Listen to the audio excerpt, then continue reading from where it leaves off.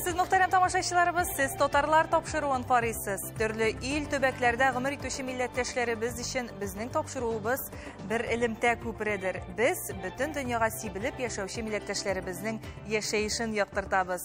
Бүген безнең чыгарылышыбызда Шәхесләр сәхифәсендә Татарстан Республикасының халык рәссамы Махмуд Усманов.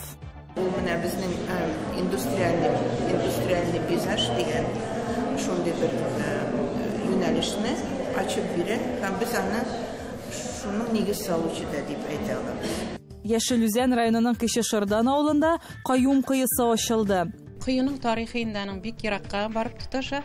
Ул 2 гасырга якын элек Каюм Насыриның үз куллары белән казыган кыйы һәм бер вакытта да ул халыкка хезмәт итүеннән туктамаган.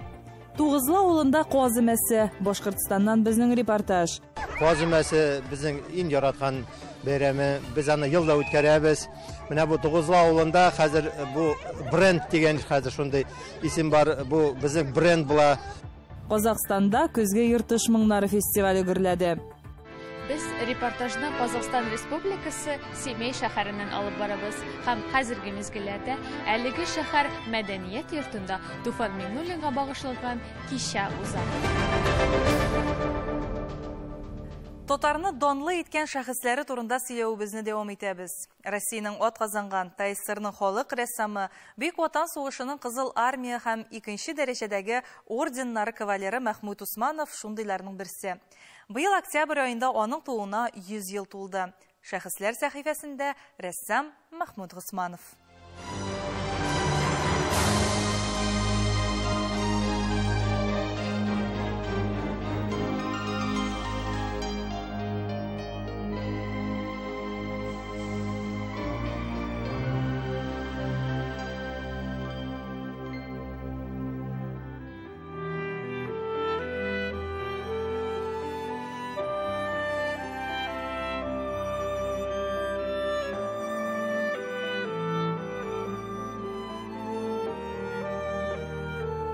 Аның картиналарыннан нур, яктылык бөркелә. Һәрберсенә күпме тырышлык, мәхәббәт салынган. Татарстан Республикасы сәнәгатен романтик яктан күрсәтү. Махмуд Усманов әнә шундый сирәк рәссамнарның берсе.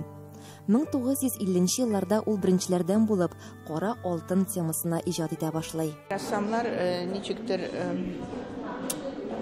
тормыш республика вакыйгаларын икенче төрле сүрәтлиләр. Алар күбрәк тарихи темага карыйлар. Амна Усманов, Махмуд абый, ул күбрәк үзенең вакытының темасын актуаль итеп күрә.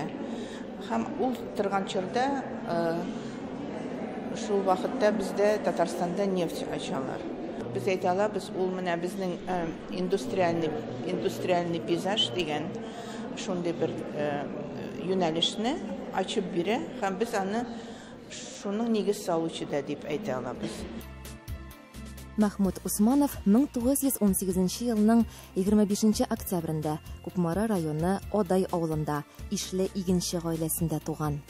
Кукмараның гүзәл төбәкләрендә үсеп, 7 сыйныфны бетереп, Казанга килеп, билгеле инде ул һаман әле барлы-юклы тормыштан чыгып, башкалыга килү бит. Һәм мин аларның барысында бик нык зур итеп бәялим.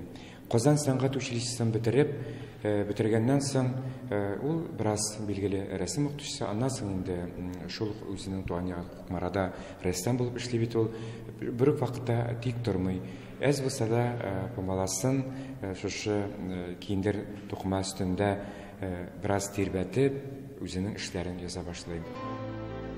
Сәнгать уку йортын тамамлагач, озак та үтми хәрби хезмәткә чакырыла. Сәләтле яшь рәссамны биредә дә бик тиз күреп алалар. Аны Киевтагы хәрби рәссамнар студиясына җибәрәләр. Аннары Винница шәһәрендәге Кызыл армия йортына рәссам итеп билгеләнә. Сугыш башлангач, Махмуд Усманов армия газетасы рәссамы һәм фотохәбәрчесе булып эшли. Бөек Ватан сугышының башыннан ахырына кадәр катнашу аның алдагы иҗатына яңа темалар өсти. Берлинга кадәр барып җитә, Рейхстагны алуда катнаша. Шул чакта аның кулы яралана, әмма рәссам үзенең яраткан шөгылен дәвам итә. Дөньяны бары тик тынычлык яшәтә һәм яшәртә. Махмуд ага үзенең картиналары аша кешеләргә әнә шул изге хакыйкатьне төшендерергә омтыла. Гомумән, сугыш һәм тынычлык темасы аның күп еллык иҗатының төп кыйбласы. Киң кырлы талант иясе диләр аның турында. Туганнары сагынып искә ала. Отец был добрейшей души человек. Помню, как мы... Ну так. Счастливое детство. У меня было счастливое детство. Веревочку натянет, грифелем намажет, как ее оттянет, и след. Это клеточку делает, потом перерисует. Ну и процесс красками. Это очень интересно было. Все, как бы... Аккуратист? Да, аккуратист. До конца все не бросал, все доделал. Все задумчиво там что-то. Раз, сделает мазок, отодвинется, так наблюдает. А у детства все побыстрее, ну что так медленно. Он там краску помешает, опять отодвинется, опять там пару мазков сделает, смотрит.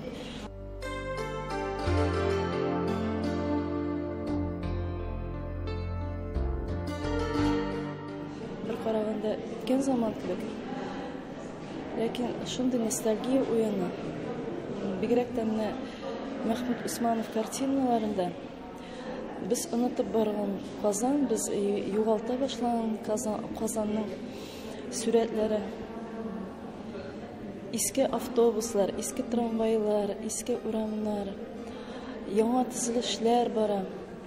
Ләкин картиналары шундый оптимистик рухта, яшисе килә аларны карагач. Безнең заман кешесе өчен алар бәлки әзрәк самими дә тоеладыр инде. Ләкин бу картиналарны карарга кирәк, да балалар белән килергә кирәктер бу күргәзмәгә. Махмуд ага Усмановның картиналарыннан тарихны өйрәнергә була. Аеруча Советлар Союзы чорын. Казан борынгы һәм яшь шәһәр дип исемләнгән триптих. Бер генә көнгә булса да шушы картинага кереп китеп, иске автобусларда йөрисе һәм элеккеге Казан юлларын җәяүләп урыйсы килә башлый. Махмуд Усманов озын, матур, хезмәт тулы гомер кичергән шәхес. 88 яшенә кадәр яши, соңгы көнне кадәр рәсем ясый. Күп кенә картиналары төрле илләрдә, шәхси коллекцияләрдә саклана. Ләйсин Хаҗиева, Татарлар, Казан. Татарстанның Яшелүзән районында урнашкан Кече Шырдан авылында күңелле үзгәрешләр. Анда бөек якташыбыз Каюм Насыйриның нигезен саклап торучы яңартылган кое ачу тантанасы булды. Авыл халкы Каюм кыйысы поэмасы авторы шагыйрә Эльмира Шәрифуллина, Казанда Каюм Насыйри музей директоры Рушания Шафигуллина һәм башка кунакларны кабул итте. Киләчәктә Кече Шырдан авылы туристларның да яраткан урынына әверелер.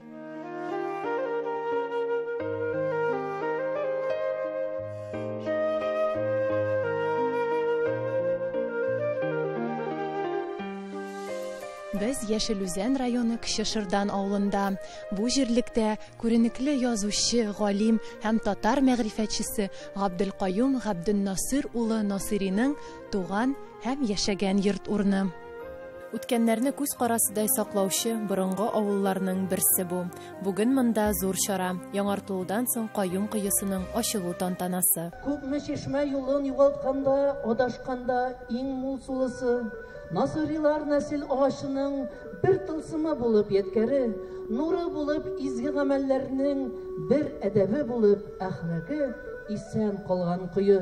Күп гасырлар әле алга таба безгә балаларыбызны, оныкларыбызны үстерергә ярдәм итәр. Аны без ашык, аның суы белән сугарып, бөтен тормышыбызны шушай итеп яшәргә ул безгә дәва булыр. Бу Каюм Насыйри фонды белән берлектә планга куелып эшләнгән эш. Сез үзегез күрәсез, Каюм Насыйриның истәлегенә багышланган берничә объектны торгыздык без. Безнең менә бу фондның төп максаты бу авылга туристик маршрут җибәрү. Туристик маршрут җибәрү бит инде ул кешегә күрсәтү генә түгел, бу Каюм Насыйри бер вакытта да онытылмый дигән сүз. Планга кереп, ай саен фәлән тапкыр маршрут туристлар җөрсә, Каюм Насыйри ул онытылмаячак бер вакытта да. Бик матур кое ясалды. Бу инде тарихка керә торган бик зур вакыйга дип әйтәсем килә. Шушы көнгә хәтле кое яшәсен, һәм без аннан һәр вакытта да файдаланачакбыз.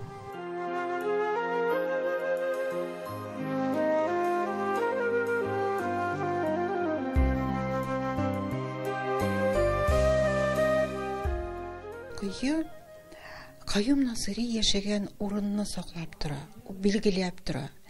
Ул хәзердә сулы, аның вакыты килеп җитте, аны яңартырга кирәк иде, аның тирә-юнен төзекләндерергә кирәк иде. Менә без шушы эшне эшләргә кирәк дип таптык һәм эшләдек. Һичшиксез игътибарга лаеклы авыл, чөнки монда Каюм Насыйри туып үскән. Каюм Насыйри монда кайтып йөргән, авылның тарихын язган. Гомумән Каюм Насыйри безнең татар әдәбиятына, татар телен өйрәнүгә бик зур өлеш керткән галимбез. Каюм Насыйридан калган мәчет яңартылды, һәйкәле төзекләндерелде. Менә бүген исә бу авылда сакланып калган Каюм Насыйри кыйысын турында сүз барды. Бу кый бик күптәннән инде үзенең суы белән авылны туендыра икән, һәм шушы ук Асия ханым инициативасы белән бу кыйны төзекләндерелде.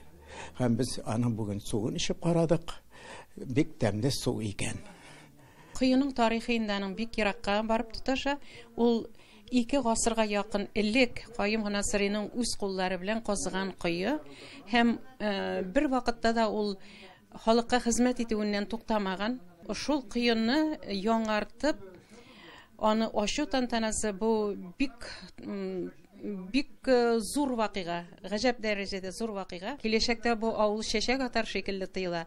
Чөнки чын-чынлап әкренләп мондагы мәчетләр, мондагы шәйханәләр, мондагы менә музей төзергә хыялланалар, китапханәләр, булар бөтенесе дә яңарып бара. Яшел Үзән районы Кече Шырдан авылының бай тарихы алга таба да яктыртылачак. Динара Хабибуллина, Татарлар, Яшел Үзән районы. Минемчә хәзерге вакытта татар телен, шәһәр мәдәниятын үстерү белән саклап калып була. Һәм шәһәрдә нәрсәләр бар? Шәһәрдә беренче чиратта югары белем бар. Шәһәрдә контент, интернет контент булдырыла, җитештерелә. Шәһәрдә бөтенесе кызыксынулар буенча берләшмәләр булып яшиләр. Һәм менә бу әйбер татарча булса, интернет өчен контент җитештерү бер туктаусыз төрле темаларга. Өстәмә белем алу, нендейдер заманча компетенциялар, заманча нендейдер һөнәрләр үзләштерү, шушы әйберләр татарча булса, минемчә татар телен саклап калып була. Тагын шәһәрдә әлбәттә төп әйбер ул инфраструктура. Менә бу инфраструктураның буш урыны булмаска тиеш. Никадәр күбрәк бездә заманча үзәктә булырга тиеш. Олырак яшьләр өчен дә үз урыны булырга тиеш Казанда мәсәлән, име? Мәчетләрдә дә татар теленә урын булырга тиеш һәм башкалар. Менә бу инфраструктура никадәр киң, шул кадәр татар теленең дә киләчәге өметле.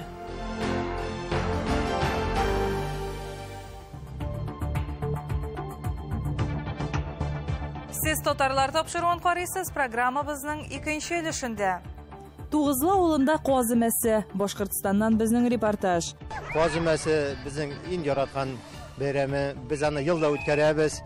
Менә бу Тугызла авылында хәзер бу бренд дигән хәзер шундый исем бар, бу безнең бренд була. Казакстанда көзгә йыртыш моңнары фестивале гөрләде. Без репортажны Казакстан Республикасы Семей шәһәреннән алып барабыз. Һәм хәзерге мизгелләрдә әлеге шәһәр мәдәният йортында Туфан Миңнуллинга багышланган кичә уза.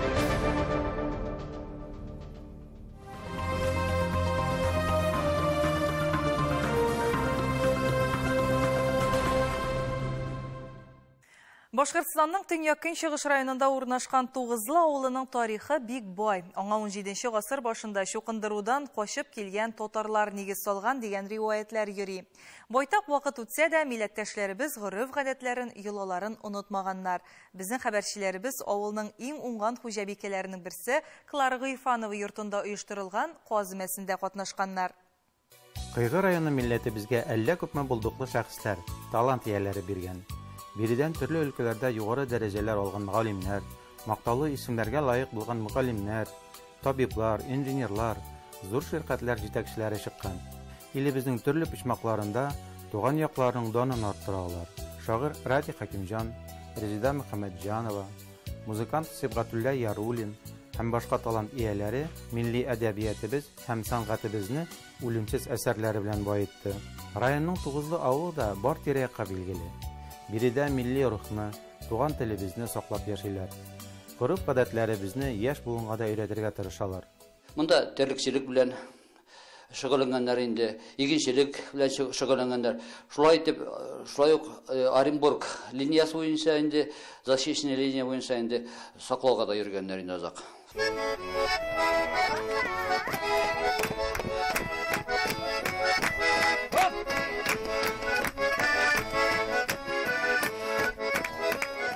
Урамга керү белән бәйрәмнең кайда икәнлеген әллә кайдан күренеп тора.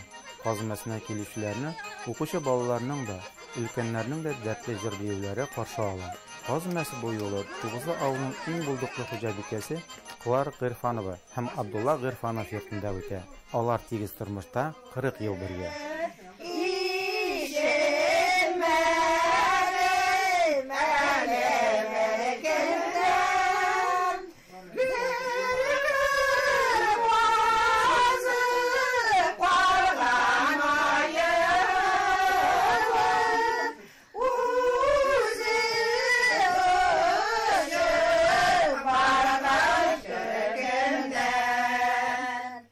Казымәсе ул элек-электән килгән, ата-бабайлардан килгән гореф-гадәт инде ул.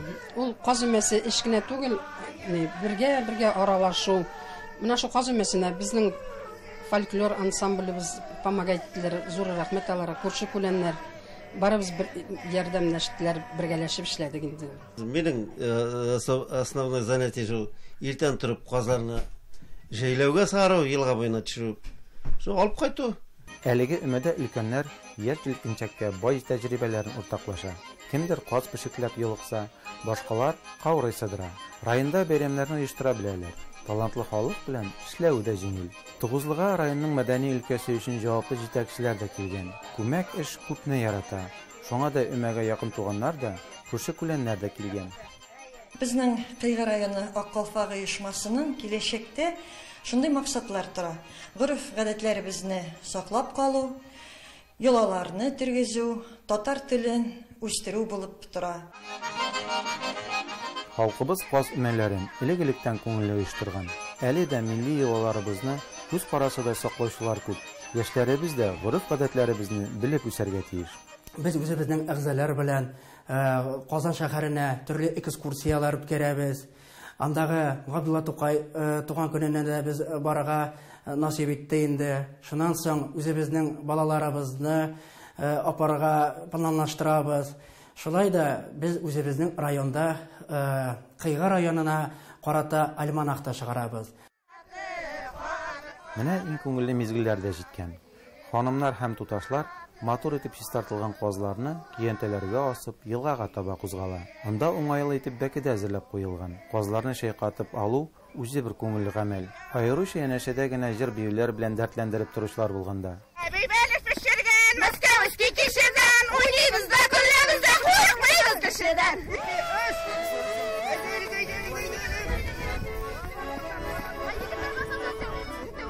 Безгә борынгыдан килгән традициялар, казымәсе безнең иң яраткан бәйрәме, без аны елда үткәрәбез. Менә бу Тугызлы авылында хәзер бу бренд дигән хәзер шундый исем бар. Бу безнең бренд була, Тугызлы казымәсе бәйрәмен үткәрергә. Яшьләр өйрәнә, бу бит безнең олы апалар, әбиләр, алар беләләр традицияларны, яшьләр белмиләр. Шуңа өйрәтәбез аларны. Шулай матур итеп күрсәтәбез. Елда шундый бу бәйрәмне үткәрергә безнең теләгебез бар. Бәйрәм авыл мәдәният йортында дәвам итә. Һәммә мәдәни программаны авыл мәдәният йортын җанлы итеп яшәтүчеләр әзерләгән. Авылның үз эшчән җырчылары һәм мәктәп балалары ярдәмендә оештырылган концертта халкыбызның моңлы җырлары, биюләре урын алган. Шундай тик мотор оештыргансыз. Андай бәйрәм күргәнем юк әле. Бәйрәм кичкә чаклы дәвам итте. Казы мәсе табыны гадәттә милли ризыкларыбыз белән тулы була. Өстәлнең бизәге табик мәкалбәттә, ә кичкә ашка каз этеннән хуш исле ризыклар әзерләнәчәк. Рүзелимов, татарлар, Башкортстан, Кыйгы районы Тугызлы авылы. Туфан Миңнуллин иҗатын без балачактан ук яратып укыйбыз. Ул безгә бөек драматург кына түгел, тагын сәләтле публицист, шагыйрь, җәмәгать эшлеклесе буларак та таныш.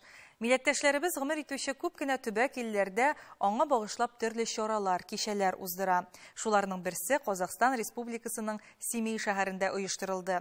Көзге иртыш моңнары фестиваленнән җирле хәбәрчеләребез. Без репортажны Казакстан Республикасы Семей шәһәреннән алып барабыз. Һәм хәзерге мизгелләрдә әлеге шәһәр мәдәният йортында Туфан Миңнуллинга багышланган кичә уза.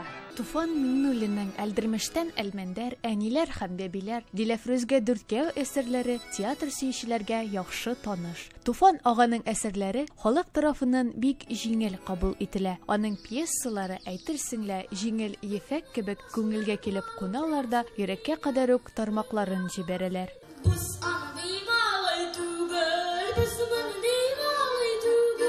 Тамашачылар безнең белән дә әлеге кичә турындагы уй-фикерләре белән уртаклаштылар. Туфан Миңнуллин исеменә әйтеп багышланган. Шул кешене без Аллага шөкер тоже яхшы беләбез. Аның Әлдермештән Әлмәндәрне күп карадык.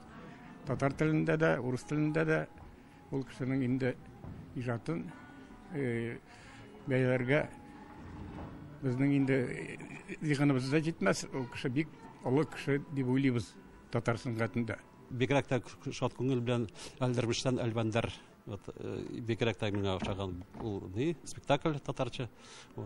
Инде үзем булдым Казанда тоже күргәнем бар. Бигрәк тә хәтердә кала. Шулай ук әлеге кичәне оештыручыларның берсе Диләнур Ахунчанова да үз фикерләре белән бүлеште. Чыннан да Туфан Миңнуллин иҗаты һәм үзе дә шәхес ул бик көчле, бик танылган һәм татар сәнгатенә, татар мәдәниятенә һәм гомумән татар тормышына зур йогынты ясаган кеше. Казакстанда аның исеме белән бәйле, чөнки ул ялгышмасам 19 яшьләрендә үк Целинага монда Казакстанга килгән булган һәм совхозда төп бухгалтер булып эшләгән. Күп кенә казак язучылары белән танышкан. Шулай ук аның Казакстан белән бәйле булган темаларда аның әсәрләрендә чагылган. Менә шулай 7 Булат татарлары үз тарихи ватаннарыннан ничек кенә ерак булсалар да, һәрвакыт бөек шәхесләрне зурлап торалар. Ә бит чыннан да, кая гына булсак та, Туфан аганың Әлмәндәр карты һәрвакыт безнең белән, һәрвакыт шаярып янда гына утыра шикелле. Таңсылу Насырова, Бауыржан Кажаканов, Астана, Казакстан.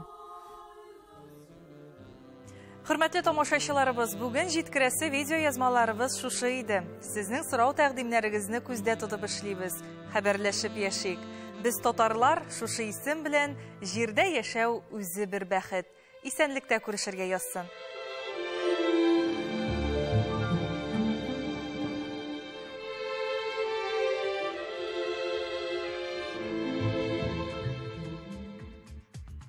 Студиябезнең бүгенге кунагы Ирак, Америка җирендә гомер кичерүче милләттәшебез композитор Мәсгудә Шәмсетдинова. Мәсгудә ханым, менә сез бит инде планетаның гомумән икенче ярым шарында гомер кичерәсез. Менә кайтып йөрисез, монда да буласыз, анда да яшәйсез дигәндә, минемчә, бу сезне бәхетле иҗатчы буларак күрсәтә торган бер әйбер. Үзегез ничек саныйсыз? Шундый сәяр булу, илгизәр булу үзе бер бәхет бит. Мин планетаның хәзер әйтә алмыйм, тегендә бер шары, монда икенче шары, әйме? Менә кемдә кем Казанда яши һәм кемдә кемнең авылы бар. Мин Америкадан кайтып җитәм 15 сәгатьтә Казанга. Казаннан мин үз авылыма 24 сәгать кайтам. Шуңа күрә вакыт төшенчәсе хәзер икенче, ул аны сөйләсе дә түгел. Хәзер ул шул хәтле тизләнә гомер. һәм дә мин үземне Америка, менә бу ил, анда Трамп, менә монда Путин дип сәяси яктан карамыйм.